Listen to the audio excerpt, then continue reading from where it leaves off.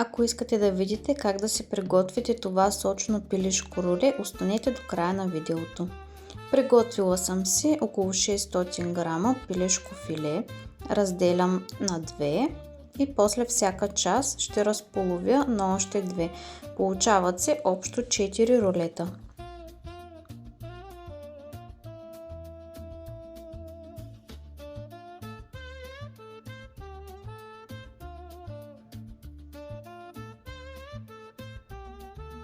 След като са готови, си приготвям едно парче фолио за свежо съхранение и ще начукам всяко филенце. Ето така завивам, трябва да го изтъним. Аз нямам чук и използвам една чашка. За плънката върху 200 грама крема сирене ще добавя 2 скелитки чесън, 50 грама настърган кашкавал, малко черен пипер на вкус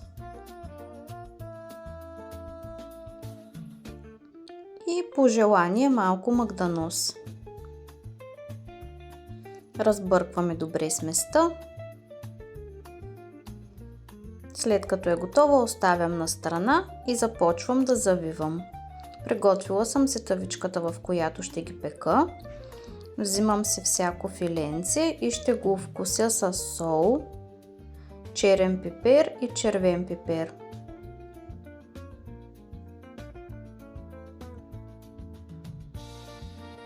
Ето така ги втривам в филенцето. Взимам си една лъжичка от плънката.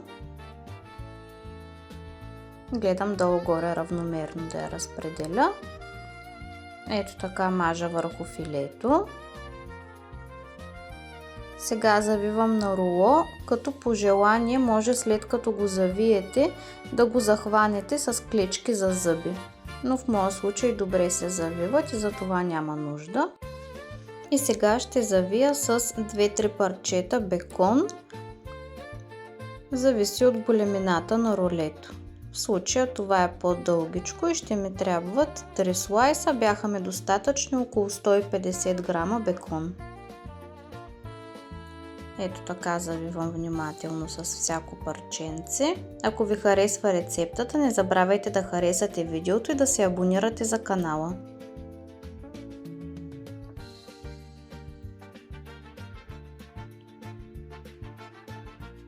Ето така готовото филенце го слагам в тавичката. Ето ги филетата. Сега ще ги пека на 190 градуса за около 30 минути. Ще направя едно бързо картофено пюре. Отделила съм 500 грама картофи, които ще нарежа на по-едри парчета.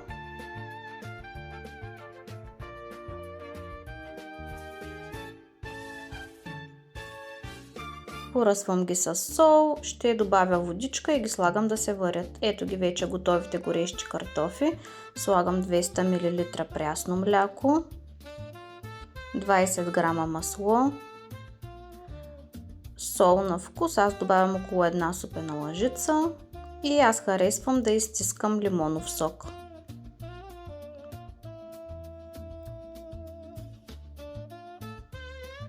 Сега с пресата за картофи ще направя едно пюре. Може и с вилица.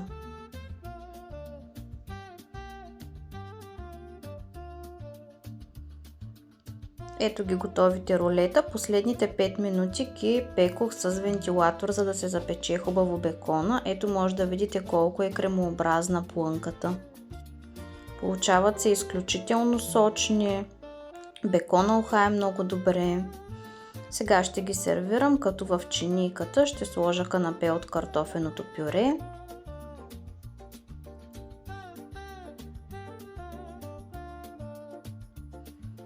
Ще подредя нарязаните парченца руле, вижте колко е кремообразна плънката. И ще поръся с малко ситно нарязан магданоз.